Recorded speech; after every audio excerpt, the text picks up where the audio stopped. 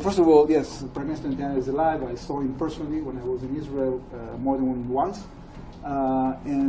Yes, this video, the cafe, is not AI fabricated.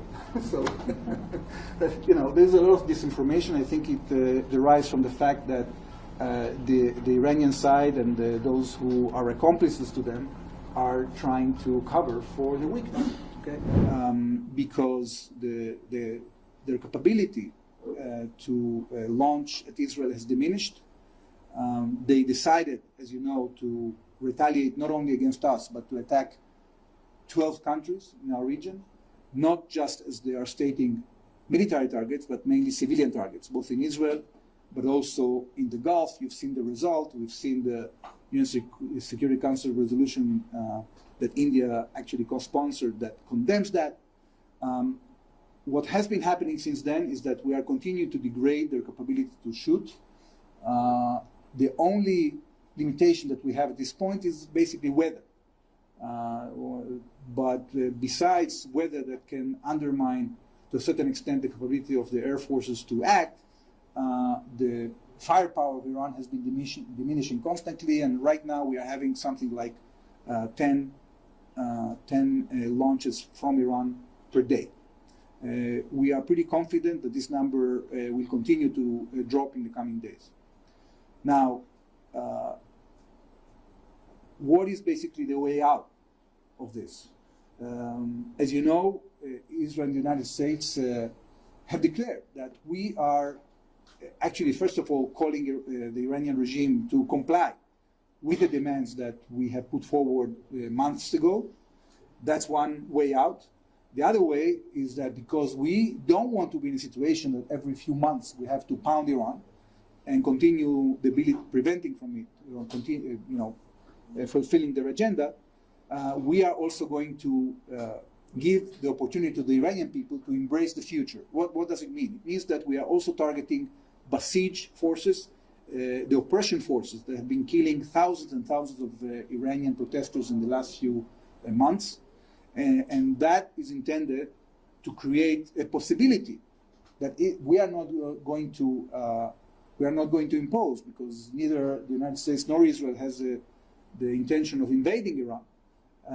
But by greatly debilitating their oppression forces, we want to give the Iranian people a situation which they can actually put pressure for a change in policy or for a change in of the regime. And we're going to see whether this happens or not, but we are pretty resolute in putting a focus on that, because I think not only it serves the Iranian people, it serves our aim of creating a more stable future in the region. And I think it also serves the general interest in the region of the Gulf countries and also of the international community to see West Asia or Middle East that is much more stable and freer from these terrible threats that the Iranians were planning to build, or they were actually building.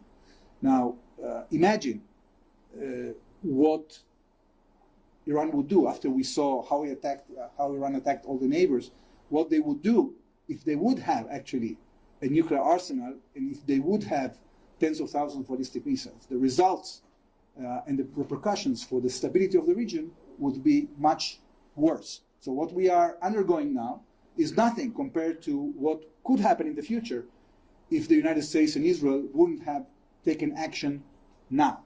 Okay? So I'll stop here, and I'll be very happy to take your questions. So Siddhant from Beyond asked, how long do you think that this war will continue? Because there are various estimates which are being given by every side.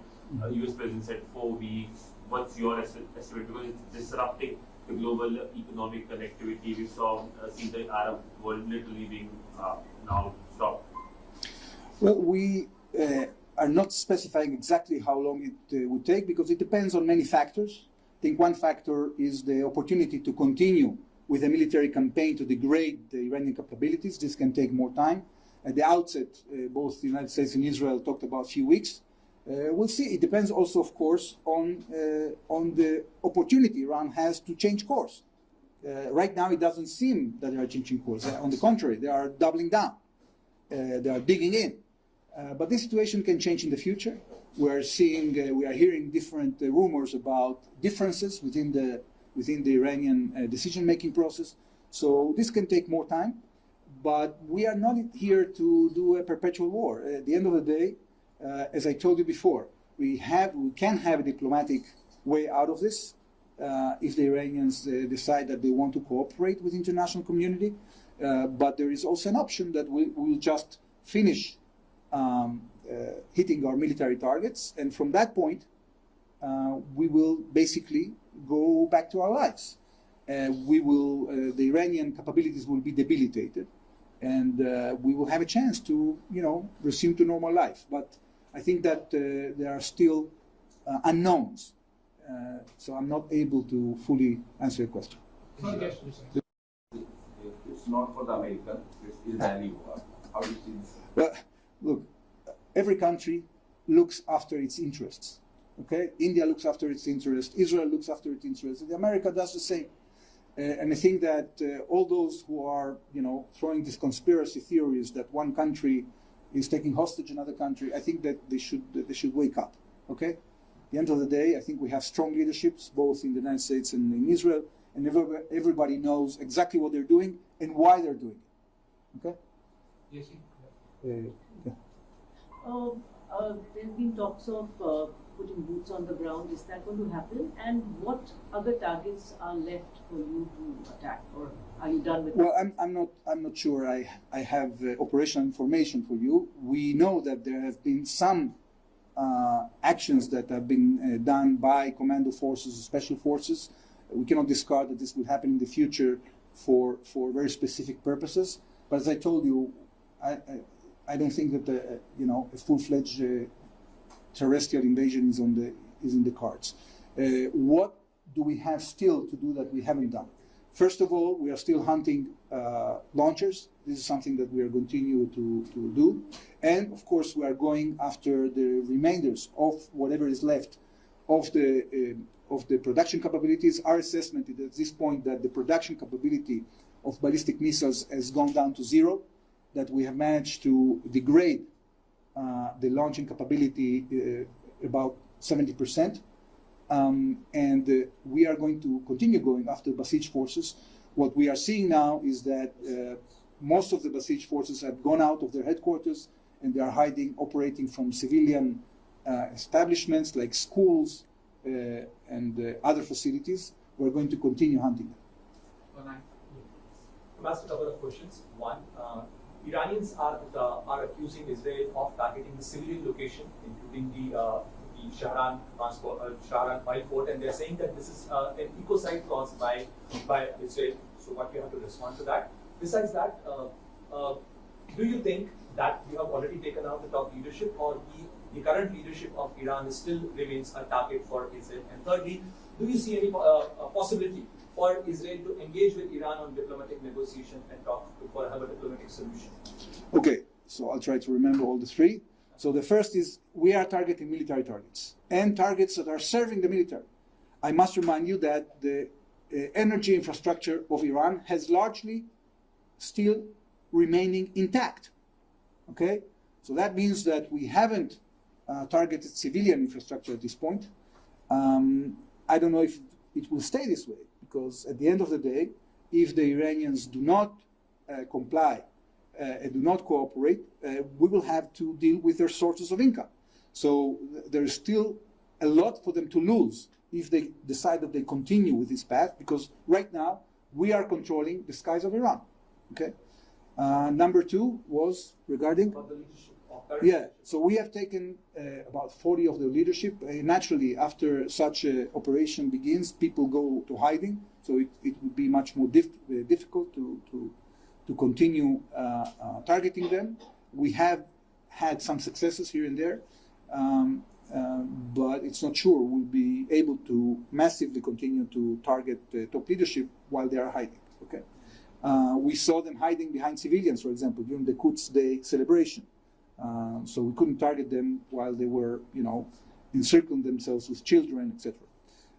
The third question was? About any diplomatic solution? Or yeah, look, some people, still don't get that this regime in Iran has not only sworn to destroy us, has never even tried to engage with Israel in diplomacy. Okay? Never. Because they don't recognize us.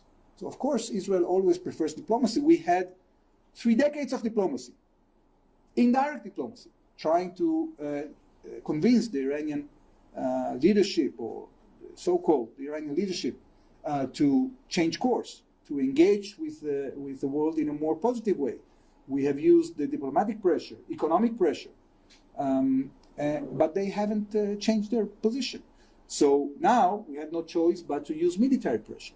Of course, that if the Iranian regime changes its nature and decides to recognize Israel and to engage with diplomacy in Israel, with Israel, then the future can be much brighter.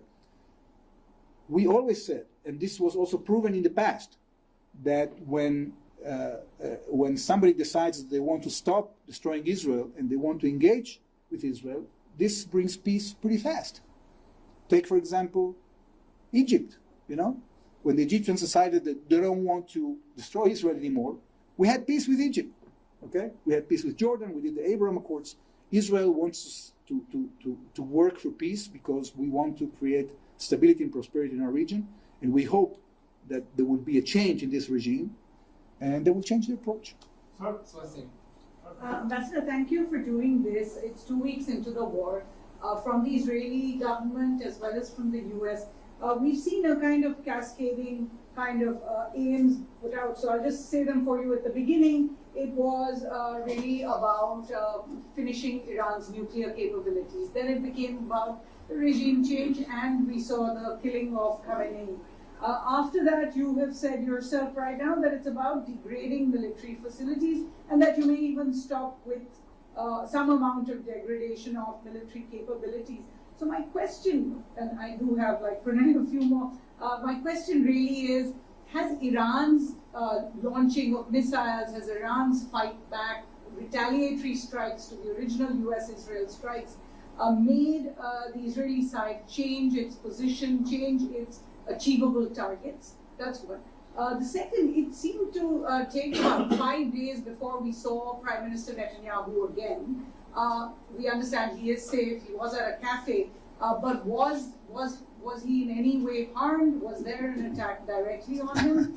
And my third is a follow-up to Pranay's question, which is that how do you respond after what you just said? How do you respond to External Affairs Minister Jaishankar saying in an interview to the Financial Times that he believes that diplomacy is the only way to deal with Iran? Okay, so first of all, yes, Prime Minister Netanyahu is alive. I saw him personally when I was in Israel more than once. Yes, this video at the cafe is not AI fabricated. So, there's a lot of disinformation. I think it derives from the fact that the Iranian side and those who are accomplices to them are trying to cover for the weakness. Okay. Now, the aims of this operation haven't changed a bit. We are saying the same things, and they haven't changed. We want to neutralize Iran's nuclear program and prevent it from going immune into the deep underground. We want to destroy the ballistic missile program, and we are advancing pretty well at that. And we want to give the Iranian people to embrace the chance to have a better future. Now, of course, when the region is being attacked, there is an urge to defend the region, and we have been playing a role in hunting these drones and missiles that are not only launched against us, but are launched against our partners in the region. Okay, so what we are seeing here is a much more intense effort from the defense forces of all the countries in the region that are attacked to coordinate the defense in a way that will be more efficient against the threat. So our aims haven't changed. Okay. There was another. Is there another thing that I didn't answer? That's the first one. Okay. The second is on, and you said Mr. Jaishankar's comment. Oh, yeah.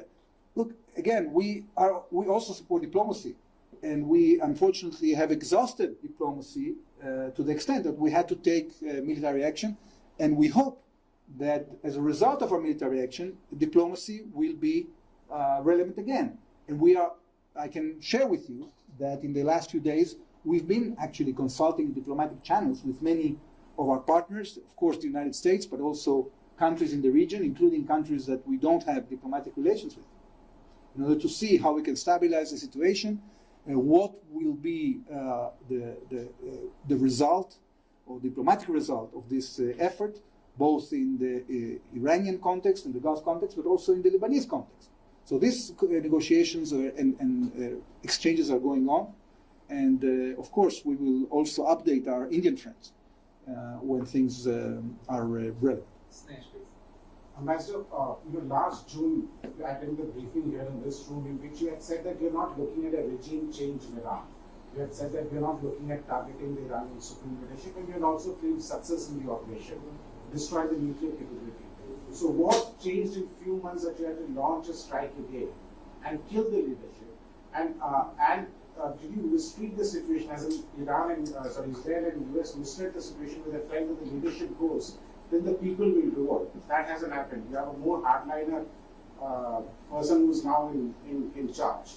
Well, thank you for that question. It's a great question. Look, we always will do the minimum we need in order to face the threats that we have. Okay? Israel has a limited attention span in terms of how we want to, promote our interest and what are our capabilities. We don't want to enter into an endless war. We were hoping back in June that as a result of the fact that we neutralized the nuclear threat and we gave a severe blow to the ballistic capability of Iran, that they will understand that the only way to go forward is diplomacy. Unfortunately, and if you remember, Smesh, if you remember, we did that because there was an Iranian decision before June that they are going to go to sneak out a nuclear weapon. And we had no choice but to do it in June. What happened since June is that they decided to go immune. Instead of cooperating with the international community, they decided to bury both the nuclear effort and the production capability of the ballistic missile effort deep underground. And again, they didn't cooperate on diplomacy, and we had to strike again. And we said, look, we don't want to be in a situation that we do this every few months, right? So what we are doing now is two things. First of all, we are doing a much more thorough effort. This time the United States has joined, and the United States has many more capabilities than Israel has. And another thing that we are saying to ourselves, that I stated before, is that we want to create a situation in which the regime understands that their capability to oppress the Iranian people is going to be degraded as well. So if they don't change course, they have another motivation to change course. So yes, you're right. Right now they are digging in a bit more, they are doubling down more, but I think it's going to be detrimental to their interest and the way, because this military effort is very substantive, and despite the efforts to spread disinformation, their situation is in dire straits. Some say there was a huge miscalculation in the terms of, that did Israel expect this scale and intensity by Iran? Was it war games lost in Iranian strikes? And my second question is, I was in Jerusalem for Modi's visit and then stayed on for a few days. It was a very substantive, talks, quite concrete outcomes. On the defense side from there, what do we go? And there's a lot of controversy here in India about whether Prime Minister Modi or his team was briefed at all that such a strike is imminent. Okay, so I'll try to remember all your questions and remind me if I forget some, okay? First of all, yes, we were expecting this kind of retaliation. I think that the kind of ruthless retaliatory strikes against so many countries in our region was a bit of a surprise. I'm not sure it was conducive for the Iranian interest. I think that it shows that there is a bit of lack of control, hysteria on the Iranian regime side. I'm not sure that the Revolutionary Guards actually are completely in sync with the political echelons, and we've seen these differences, especially after President Pezeshkian stated different statements regarding their approach toward neighboring countries, and then we saw the opposite happening on the military side. So this is something to look at. When it comes to the damage inside Israel, the damage right now, as I told you before, is much less than what we had in June, because of several reasons. Yes, the Iranians made an effort since June to learn the lessons and try to fire more lethal weapons, including this cluster ballistic missiles. But the fact that they could fire much less and that the barrages were much smaller in scope created a situation in which they couldn't destroy as many buildings as they did back in June. But still, there is a lot of danger.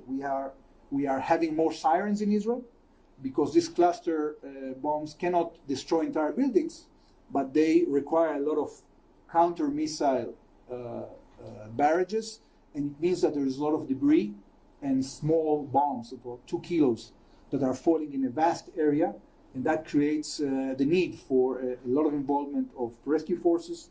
It requires Israeli citizens to stay more time in shelters, but fortunately, and we are happy that Israeli citizens are obedient when it comes to, going to shelters when we have the sirens.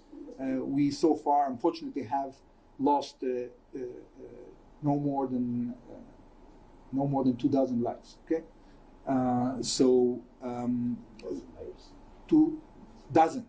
I mean, less than 2 dozen. Like we are talking about 13 or something like that. But we have hundreds of injured people, of course, and this is a situation that we have to endure. I think that the Israeli spirit is strong. People in Israel understand that we are having here an operation that has the potential of changing the nature of the Iranian threat for many years. For every Israeli, I think that they know that whatever we have suffered from the Gaza Strip, from Lebanon, from Iran, in terror attacks all around the world, all this is coming one way or another from the Iranian regime, whether it be because of military assistance, whether it be because of financial assistance, whether it be because of training coming from Iran, okay, from propaganda, So the fact that we have a chance to substantially degrade this regime's capability is not only has the potential of getting much less attacks against Israel in the coming years, but also people understand that this also is part of an opening of having a political order in our region that will be less concerned from this terrible shadow that this regime has been putting on the entire region. I have to remind you that not until long ago, this regime was controlling 4 Arab capitals. Okay, so imagine what would happen to the region whether Israel and the United States hadn't intervened. They had the potential with these weapons of mass destruction to really get control of the entire region. What would be the implications of millions and millions of Indians that are working in the Gulf? What would be the future of the Gulf? What kind of economic opportunities you can have? What is the potential of getting West Asia to play a role in the future plans of India to have trillions of dollars of trade through the area when you have a region that is absolutely menaced all the time by a rogue regime with weapons of mass destruction that is terrorizing country after country? So I think that what Israel and the United States is doing is not only serving our self-interests, but it is actually a service that we are doing for the region and for the world. Have I answered all your questions? Just the question on Prime Minister Modi's visit. He was there and the war started. Yes. Look, it was pretty evident that the situation is pretty volatile in our region even before Prime Minister Modi came. When it comes to the decision to strike, the operational opportunity came only after Prime Minister Modi left. And the cabinet decision to actually approve the operation happened only 2 days after. Yes. Ambassador, how do you see India's efforts to secure its energy supply intact through Hormuz Strait by engaging with Iran? Every country has the right to do whatever they need in order to meet their interests. Yes. Ambassador Malani from PTI, 2-part question. You mentioned that Iran refused to cooperate diplomatically and hence he had to go for again military strikes. but the Iranian leadership, including your counterparts, the Iranian Envoy, has very clearly stated that they were at the negotiating table and the negotiation table itself was bombed. So how do you respond to that? And also the fact that this is now 17 days into the war, we have seen the Ukraine-Russia conflict going into 4 years now. Do you foresee What has been going? Sorry. the Russia-Ukraine conflict? Yes. It's a long-drawn war, I think, 4 years now. Do you see any end to this conflict, or do you also foresee a long-drawn war? And is Israel prepared to last that war? Two. Through that war, so if it goes into a long-drawn war. Yeah. Okay. So your first question had to do with the diplomatic effort. Look, the Iranian regime wasn't really cooperating at the negotiating table, not only because it didn't accept the demands on the nuclear file to remove the enriched uranium out of it. We have to understand, why are we asking this regime to remove the stockpiles out of Iran? It's because they have cheated. They have actually not only breached the JCPOA, they breached the safeguards agreement of the IAEA. In the moment that they have joined the NPT and got the benefits that come from the IAEA in terms of cooperation in nuclear civil energy, they had to adhere to the requirements of the IAEA, which they didn't. They had clandestine operations, a military nuclear program that we have exposed, and they didn't cooperate with the IAEA in order to, come with clean hands to the table. And therefore, our demand was that they remove their enriched stockpiles, and they don't deserve, like every other country that is member in the IAEA, to enrich uranium, because they are cheaters. Okay? So they didn't cooperate with that. They also weren't agreeing to curb their ballistic nuclear missile program, and they didn't agree to stop their support to the proxies. So the negotiations didn't succeed. They were bombed. If they were bombed, they were bombed by the Iranians, because they have to understand they cannot drag. They've been dragging the international community in these negotiations for 3 decades, and while they are negotiating, they were doing these clandestine programs. Okay, so we cannot agree to that. So this game is over. And if they want to negotiate again, they have to take into account that we are calling their bluff.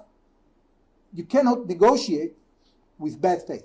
You have to come to the table, to come clean, and to get into a solution that is acceptable to the international community. Now, your second question? Yeah. Is Israel prepared to last a long-drawn war? Yeah, look, this war was imposed on us by Iran. We have a civilizational relationship with the Iranian people that goes back 2,500 years, since the days of Cyrus the Great, who gave emancipation to the Jewish people and allowed us to go back to Jerusalem after the Babylonian invasion and rebuild our temple in Jerusalem. Every Jew, every Israeli remembers that. We had excellent relations with Iran before the revolution. Whoever decided to change that has been this regime that has sworn to destroy us. And since then, we are in a war that was imposed by Iran. So of course that we are ready to continue this struggle, because we don't have any choice. We want to exist. Okay? Now the question is whether, as a result of this military campaign, we will have a new diplomatic opportunity. So I said there are two options here. One option is that this regime changes courses and engages in diplomacy in a positive way, okay? And that will stabilize the situation. And the other option, because the first option doesn't seem very plausible, is that we will continue this military operation either until we have exhausted our effort, we don't know yet when that exactly is going to happen, or that the Iranian people decide that they're going to finish this war by taking their destiny in their hands.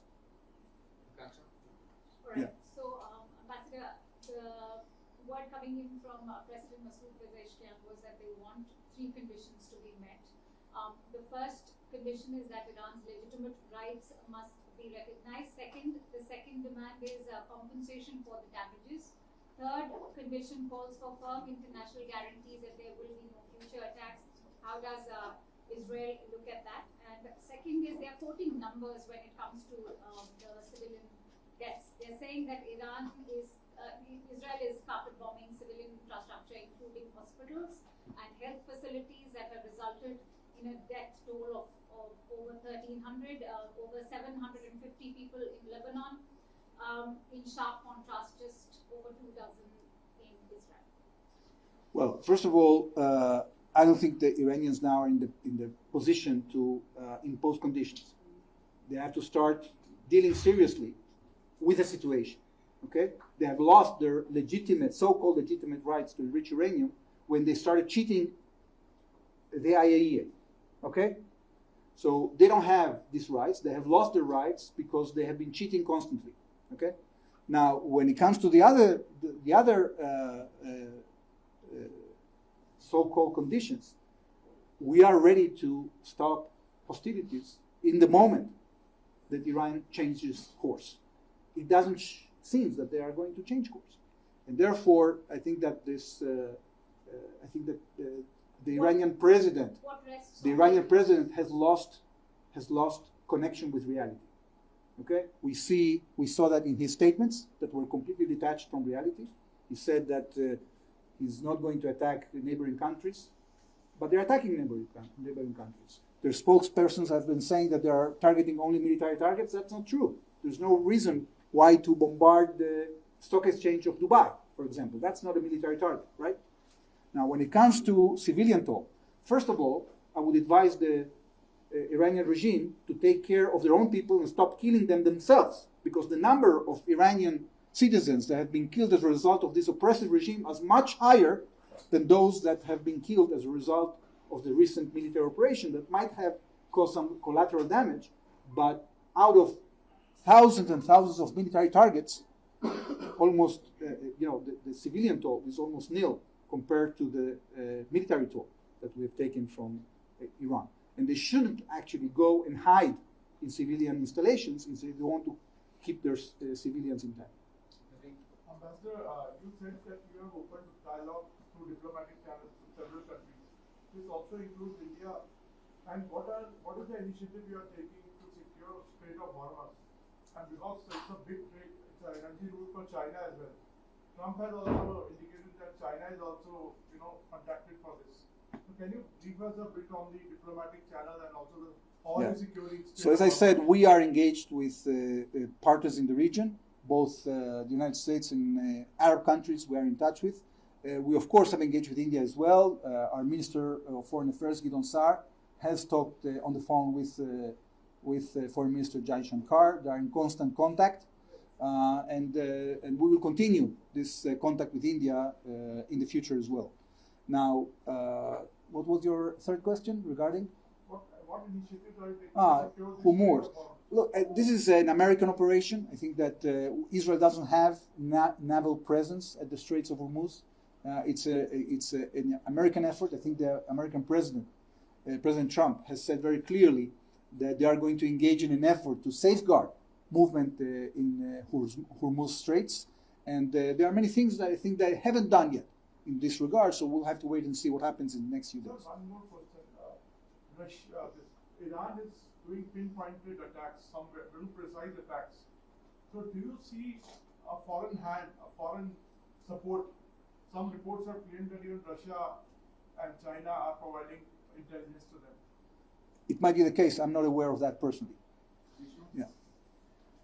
No, Ambassador, it seems increasingly as a battle of attrition between the interceptors that you possess versus the drones which Iran has manufactured, possibly tens of thousands. Is there a real concern that militarily Israel may need to keep fighting this with depleting missiles? So missiles take time to manufacture, and that the military outcome might be decided by this? Well, at this point, I don't think that this represents reality. Yes, there is exchange of fire, but I think that the results speak for themselves. We have the data. We know that we have been able to destroy a pretty vast majority of the Iranians regime military machinery.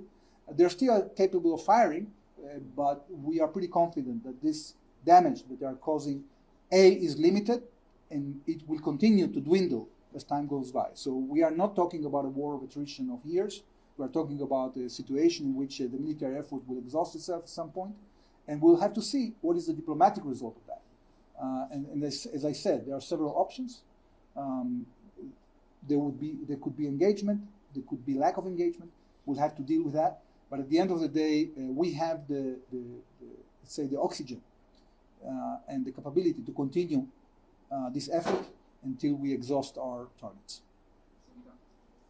Hi, sir. This is a follow-up question to essentially what you stated about diplomacy and the fact that Iran is not interested in any diplomatic talks. But if I were to quote the Iranian FM, he said that the Geneva talks between Iran and US, there was considerable progress that was made, but US wants to justify an unjustifiable act of aggression, and I never said that we intend to build a bomb. So now, according to you, what conditions are necessary? Well, if you are still believe the Iranian foreign minister, good luck with that, okay? Because they've been saying that for 30 years now, that they are not going to build a bomb, but actually we're building a bomb, okay?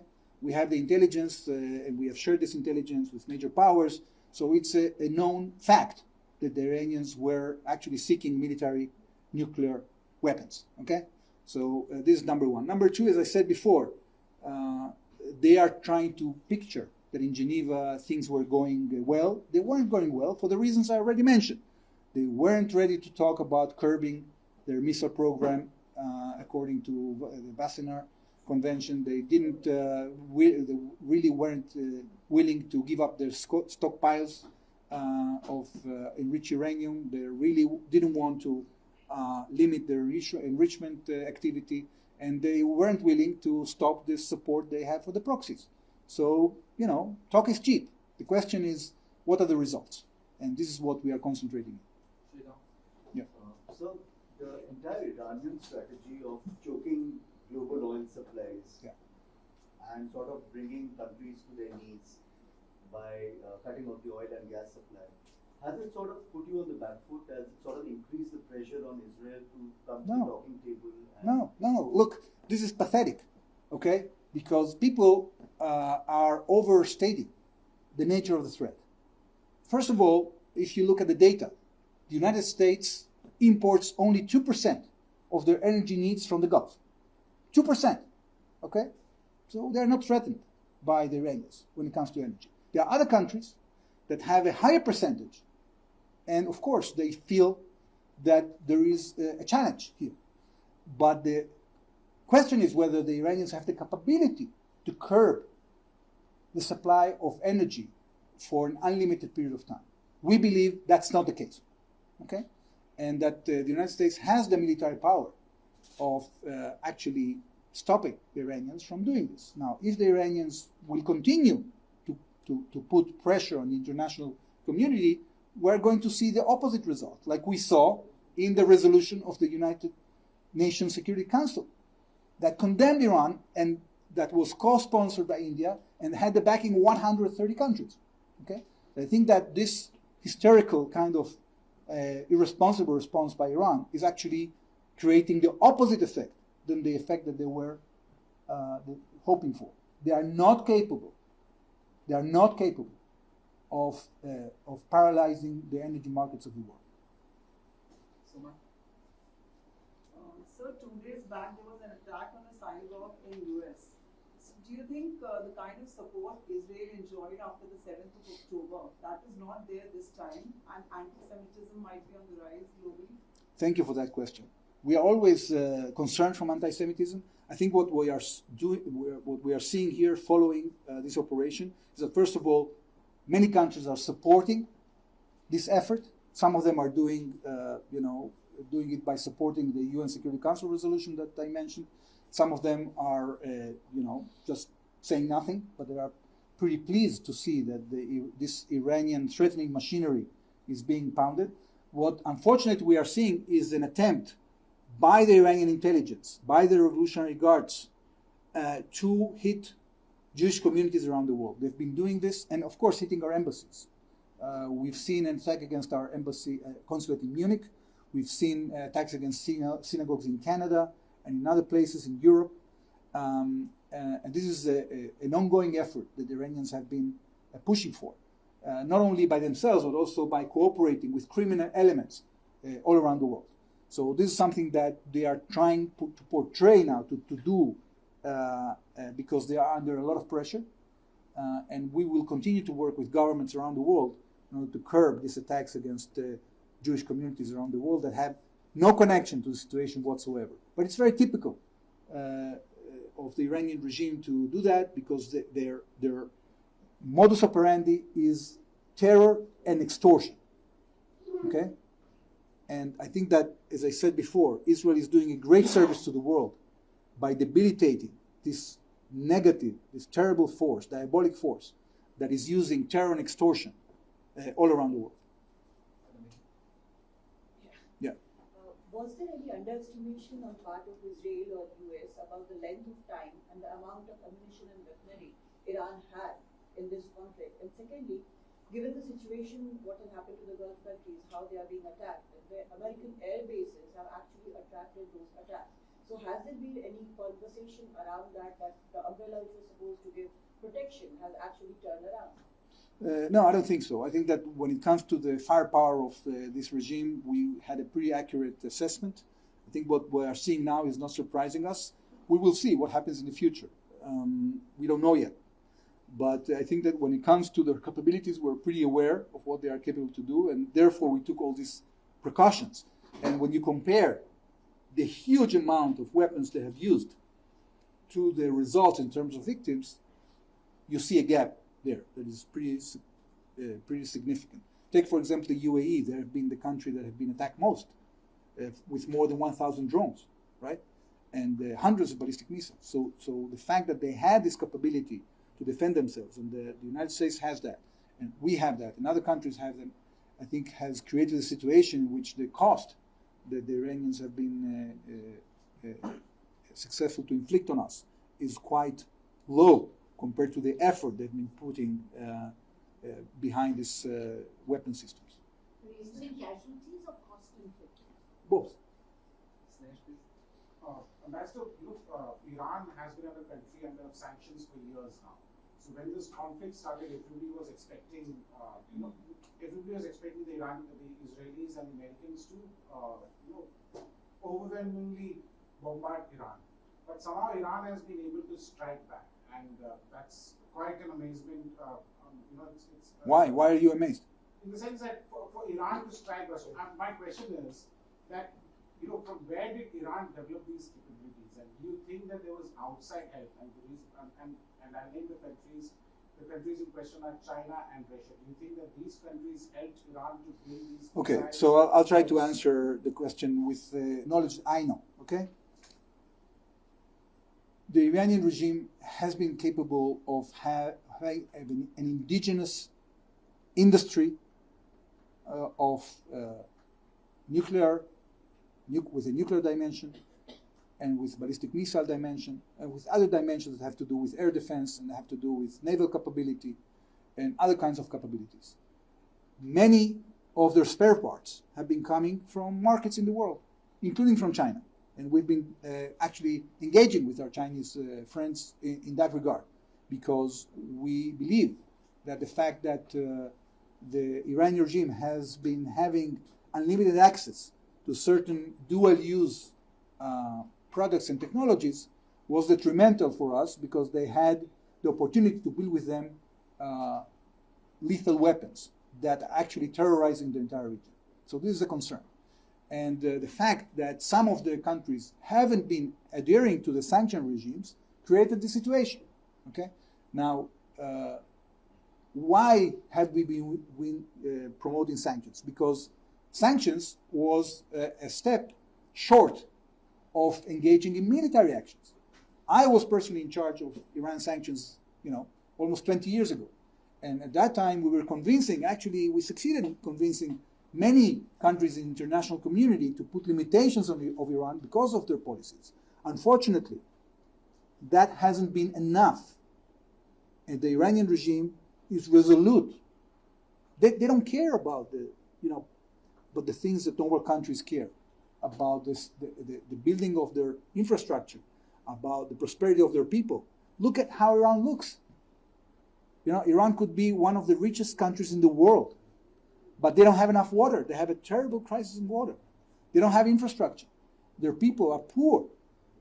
And the situation there has been deteriorating. But the country, the leadership of the country, is not a democratically elected government.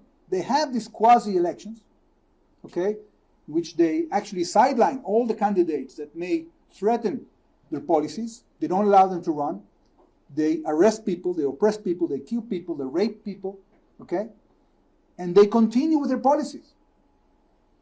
So we had no choice but to deal with that, because the nature of the threats that they were creating against us were threats that are existential for Israel, that we knew, and we actually discovered as a result of, following the 7th of October, that Iran actually had a plan to launch a war of destruction of Israel by the year 2027 that would include a terrestrial ground invasion coming both from the south and the north, that would include a barrage of tens of thousands of ballistic missiles, and all of that with an immunity from retaliation by having a military nuclear arsenal. So we cannot live with such a situation. We had to take action. We took action. The first action was back in June, after we have peeled off the layers of defense of Iran one by one following the 7th of October. And now it's because we didn't want Iran to go immune. Okay? So I am pretty confident and actually optimistic that the situation in our region will improve significantly as a result of this military effort. I think we still have a lot of challenges ahead of us. I think that we can coalesce better in the region to try to create the conditions that will make it much harder for Iran to reconstitute these plans, and maybe also to encourage change within Iran itself. Just so basically the war is between you and as far as India is concerned, we have already started feeling the pinch with regard to the gas and the employment. There are views in the domestic. As I said before, look, I understand that people are concerned, but what you are undergoing now is nothing compared with what would happen to the world and to stability and to the economy if the Iranian regime would be allowed to build a military nuclear arsenal and build tens of thousands of ballistic missiles and an army of drones that not only they would be able to attack with that their neighbors, but they were proliferating it to other proxies in the region. That is very bad news for international trade. That would be very bad news for international trade, for the future of development of the Gulf countries, for the future of Indians that are living in the Gulf, for the future of trade between India and the Gulf countries. Okay? So you have to understand there are limited repercussions to this military operation, but they are nothing compared to the repercussions that would happen if we wouldn't have taken this action. Okay? So my last question. Sir, if President Trump announces ceasefire and wants to exit the war, will Israel be fighting alone? We are in sync with the United States. People, in Israel, we wake up every morning, every noon and every evening, asking ourselves whether there is a gap between us and the United States. And the first to identify a gap are Israelis. I have good news for you. We are in sync with the United States. Okay? But midterms are coming and 10 countries have said no to sending their warships in Strait of Hormuz. Who? The 10 countries where President Trump asked them to send their naval warships. And plus there is a midterm coming in the US, sir. So do you think they carry on? And if they want to exit, can you fight? Look, I'm not entering into American politics. I think this is something that the American leadership has to deal with. I think they took a decision because they thought that that serves the American interest. They have their own reasons for doing it. It's not just about Israel. It's about America. It's about how America sees the world, how the United States decides to deal with rogue states that are actually putting a threat on the United States and changing the balance of power in the world, is about who calls the shots in the world. and this is something you have to direct to the American leadership. At this point, we are completely in sync with the United States. We are coordinating the diplomatic efforts to have an outcome out of this operation that will be conducive to the interests of the United States and Israel, but also conducive to the countries of the region that wants to see stability and peace, and that want to be free of this Iranian threat that has been looming for so long and becoming so unbearable. Okay?